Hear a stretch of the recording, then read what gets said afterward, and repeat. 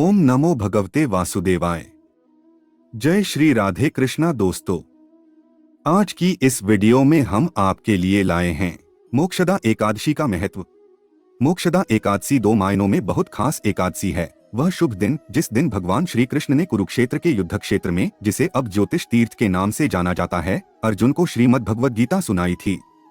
जो कोई भी इस दिन किसी योग्य व्यक्ति को भगवद गीता उपहार में देता है, उसे श्री कृष्ण भगवान द्वारा प्रचुर आशीर्वाद दिया जाता है। ब्रह्मांड पुराण से मोक्षदा एकादशी का प्राचीन इतिहास। युधिष्ठिर महाराज ने कहा, हे विष्णु, हे सबके स्वामी, हे तीनों लोकों के आनंद, हे संपूर्ण ब्रह्मांड के स्वामी, हे सृष्टिकर्ता विश्व, हे प्राचीनतम व्यक्तित्व, हे सभी प्राणियों में सर्वश्रेष्ठ, मैं आपको सबसे अधिक आदरपूर्वक प्रणाम करता हूँ। हे देवों के देव, सभी जीवों के लाभ के लिए कृपया मेरे कुछ प्रश्नों का उत्तर दें।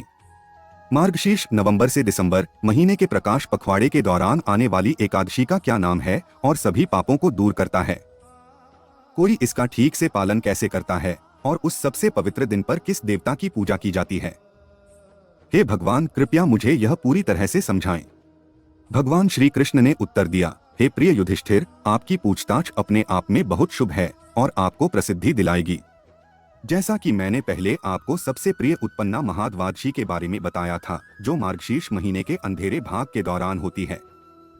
यह वह दिन है जब मुरा राक्षस को मारने के लिए एकादशी देवी मेरे शरीर से प्रकट हुई थी और जिसने तीनों लोकों में सजीव और निर्जीव सभी चीजों का कल्याण किया था। इसलिए अब मैं आपको इस महीने के प्रकाश भाग के दौरान आने वाली इस एकादशी के बारे में बताऊंगा। मार्गशीर्ष, यह एकादशी मोक्षदा के नाम से प्रसिद्ध है क्योंकि यह वफादार भक्त को सभी पापों से मुक्त कर उसे मुक्ति प्रदान करती है। इस शुभ दिन के पूजनीय देवता भगवान दामोदर हैं। पूरे ध्यान के साथ धूप घी के दीपक से उनकी पूजा करनी चाहिए। सुगंधित फूल और तुलसी मजरिया कलिया। हे श्रेष्ठ राजा, कृपया सुने क्योंकि मैं आपको इस अद्भुत एकादशी का प्राचीन और शुभ इतिहास सुनाता हूँ। इस इतिहास को सुनने मात्र से ही अश्वमेध यज्ञ का पुण्य प्राप्त हो जाता है। इस पुण्य के प्रभाव से किसी के पूर्वज, माता, पुत्र और अन्य रिश्तेदार जो नरक में गए थे, वे वापस आ सकते हैं और स्वर्ग में जा सकते हैं। हे राजन, केवल इसी कारण से आपको इस कथा को ध्यानपूर्वक सुनना चाहिए। वहां एक समय चंपकनगर नाम का एक सुंदर शहर था जो समर्पित वैष्णवों से सुशोभित था। वहां संत राजाओं में सर्वश्रेष्ठ महाराज वैखानस ने अपनी प्रजा पर इस तरह शासन किया जैसे कि वे उनके अपने प्रिय पुत्र और पुत्रियां हों। उस राजधानी में ब्राह्मण थे, वे सभी 4 प्रकार के वैदिक ज्ञान में पारंगत थे। ठीक से शासन कर रहे राजा को एक रात एक सपना आया जिसमें उनके पिता को यमराज द्वारा शासित नरक ग्रहों में से एक में नारकीय यातना की पीड़ा सहते हुए देखा गया। राजा अपने पिता के प्रति करुणा से अभिभूत हो गए और आंसू बहाए। अगली सुबह महाराज वैखानस ने अपने सपने में जो कुछ देखा था उसे अपने द्विज विद्वान ब्राह्मणों की परिषद को बताया। हे ब्राह्मणों, राजा ने उन्हें संबोधित किया, आखिरी बार एक सपने में रात मैंने अपने पिता को एक नारकीय ग्रह पर पीड़ा सहते देखा। वह पीड़ा से चिल्ला रहा था, हे पुत्र, कृपया मुझे इस नारकीय स्थिति की पीड़ा से मुक्ति दिलाओ। अब मेरे मन में कोई शांति नहीं है और यह सुंदर राज्य भी मेरे लिए असह्य हो गया है। यहाँ तक कि मेरे घोड़े, हाथी, रथ और मेरे खजाने में मौजूद मेरी विशाल संपत्ति भी, जो पहले इतना आनंद लाती थी, मुझे बिल्कुल भी आनंद नहीं देती। हे ब्राह्मणों में श्रेष्ठ, जब से मैंने अपने पिता को उस नारकीय स्थिति की यातना सहते देखा है, तब से सब कुछ, यहाँ तक कि मेरी अपनी पत्नी और पुत्र भी दुख का स्रोत बन गए हैं। मैं कहाँ जा सकता हूँ और मैं क्या कर सकता हूँ? हे ब्राह्मणों, इस दुख को कम करने के लिए मेरा शरीर भय और दुहक से जल रहा है। कृपया मुझे बताएं कि अपनी मुक्ति के लिए मुझे किस प्रकार का दान, कौन सा उपवास, कौन सी तपस्या या कौन सा गहन ध्यान और किस देवता की सेवा करनी होगी। पिता उस कष्ट से मुक्ति दिलाएं और मेरे पूर्वजों को मुक्ति प्रदान करें। हे ब्राह्मणों में श्रेष्ठ, यदि किसी के पिता को नरकीय ग्रह पर कष्ट सहना पड़े तो उसके शक्तिशाली पुत्र होने का क्या लाभ? सचमुच ऐसे पुत्र का जीवन उसके लिए बिल्कुल बेकार है। और अपने पूर्वजों को द्विज ब्राह्मणों ने उत्तर दिया, हे राजा, यहाँ से कुछ ही दूरी पर पहाड़ी जंगल में एक महान संत पर्वत मुनि का आश्रम है। कृपया उनके पास जाएं, क्योंकि वह त्रिकालज्ञानी हैं। वह हर चीज के अतीत, वर्तमान और भविष्य को जानते हैं और निश्चित रूप से आपके दुख से राहत पाने में आपकी मदद कर सकते हैं। यह सलाह सुनकर व्यथित राजा तुरंत प्रसिद्ध ऋषि पर्वत मुनि के आश्रम की यात्रा पर निकल पड़े। आश्रम वास्तव में बहुत बड़ा था और इसमें 4 वेदों, ऋग, यजुर के पवित्र भजनों का जाप करने में विशेषज्ञ कई विद्वान ऋषि रहते थे।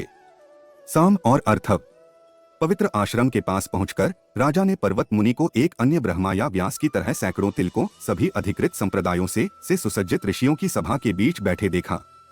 महाराज वैखानस ने उन्हें विनम्र प्रणाम किया। मुनि ने अपना सिर झुकाया और फिर अपना पूरा शरीर उनके सामने झुका दिया। राजा के सभा के बीच बैठने के बाद पर्वत मुनि ने उनसे उनके विस्तृत राज्य के साथ अंगों, उनके मंत्री, उनके खजाने, उनके सैन्य बल, उनके सहयोगियों, ब्राह्मणों, किए जाने वाले यज्ञों और उनकी आवश्यकताओं के कल्याण के बारे में पूछा।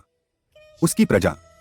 मुनि ने उनसे यह भी पूछा कि क्या उनका राज्य परेशानियों से मुक्त है और क्या हर कोई शांतिपूर्ण, खुश और संतुष्ट है।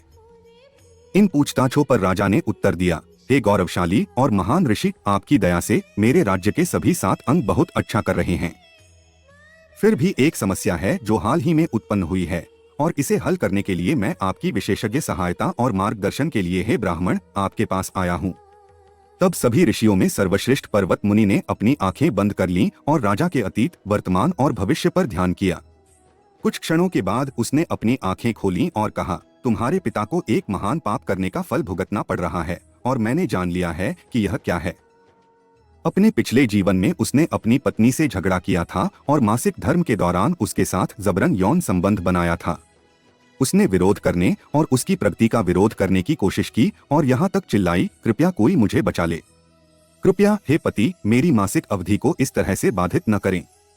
फिर भी वह नहीं रुका और न ही उसे अकेला छोड़ा। इस घोर पाप के कारण ही तुम्हारे पिता को अब ऐसी नारकीय पीड़ा की स्थिति का सामना करना पड़ा है। तब राजा वैखानस ने कहा, हे ऋषियों में श्रेष्ठ, मैं किस व्रत या दान के माध्यम से अपने प्रिय पिता को ऐसी स्थिति से मुक्त कर सकता हूँ? कृपया मुझे बताएं कि मैं उनके पापों के बोझ को कैसे दूर कर सकता हूँ, जो एक महान है अंतिम मुक्ति, मोक्ष, मुक्ति, घर वापस जाना की ओर उसकी प्रगति में बाधा। पर्वत मुनि ने उत्तर दिया, मार्गशीर्ष महीने के प्रकाश पखवाड़े के दौरान मोक्षदा नामक एक एकादशी आती है। यदि आप इस पवित्र एकादशी का पूरी निष्ठा से, पूर्ण उपवास के साथ पालन करते हैं और इस प्रकार प्राप्त पुण्य को सीधे अपने पीड़ित पिता को देते हैं, तो वह अपने दर्द से मुक्त हो जाएंगे और तुरंत मुक्त हो जाएंगे। यह सुनकर महाराज वैखानस ने महान ऋषि को बहुत धन्यवाद दिया और फिर अपना व्रत कठिन अनुष्ठान करने के लिए अपने महल लौट आए। हे युधिष्ठिर, जब अंतः मार्गशीर्ष महीने का प्रकाश भाग आया तो महाराज वैखानस ने ईमानदारी से एकादशी तिथि का इंतजार किया आने के लिए। फिर उसने अपनी पत्नी, बच्चों और अन्य रिश्तेदारों के साथ पूर्ण विश्वास के साथ एकादशी व्रत का पालन किया। उसने कर्तव्यनिष्ठा से इस व्रत का पुण्य अपने पिता को दिया और जैसे ही उसने प्रसाद चढ़ाया, सुंदर फूलों की पंखुड़ियां नीचे गिरने लगीं। देवताओं ने आकाश में बादलों के पीछे से झांक कर देखा। तब राजा के पिता की देवताओं के दूतों ने प्रशंसा की और उन्हें दिव्य क्षेत्र में ले गए। जैसे ही वह अपने बेटे के पास से गुजरे, उन्होंने निचले से मध्य से उच्च ग्रहों की यात्रा की। पिता ने राजा से कहा, मेरे प्यारे बेटे, तुम्हें शुभकामनाएं। अंत में वह स्वर्ग लोक पहुंच गया, जहां से वह फिर से अपनी नई अर्जित योग्यता के साथ कृष्ण या विष्णु की भक्ति कर सकता है और उचित समय पर भगवान के पास वापस लौट सकता है। हे पांडु के पुत्र, जो हमेशा पवित्र मोक्षदा का सख्ती से पालन करते हैं, स्थापित नियमों और विनियमों का पालन करने वाली एकादशी से मृत्यु के बाद पूर्ण और पूर्ण मुक्ति प्राप्त होती है। हे युधिष्ठिर, मार्गशीर्ष महीने के प्रकाश पखवाड़े की इस एकादशी से बेहतर कोई उपवास का दिन नहीं है, क्योंकि यह बिल्कुल स्पष्ट और पाप रहित दिन है।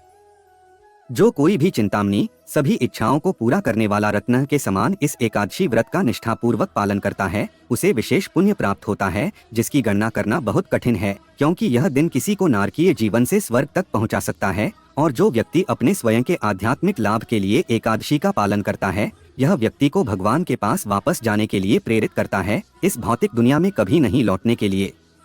इस प्रकार ब्रह्मांड पुराण से मार्गशीर्ष शुक्ल एकादशी या मोक्षदा एकादशी की महिमा का वर्णन समाप्त होता है। दोस्तों, अगर आपको ये वीडियो पसंद आया है तो इस वीडियो को लाइक और शेयर अवश्य करें। साथ ही कमेंट बॉक्स में ओम नमो भगवते वासुदेव अवश्य लिखें। इस चैनल पर नए हैं तो इस चैनल को सब्सक्राइब अवश्य करें। जय श्री राधे कृष्णा।